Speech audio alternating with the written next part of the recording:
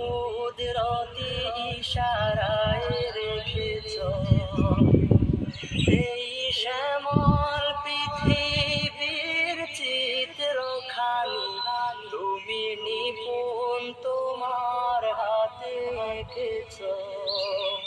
ওগো আল্লাহ শুকর তোমার আমার যে মুসলিম করেছ। ওগো আল্লাহ শুকর তোমার আমার যে মুসলিম করেছ।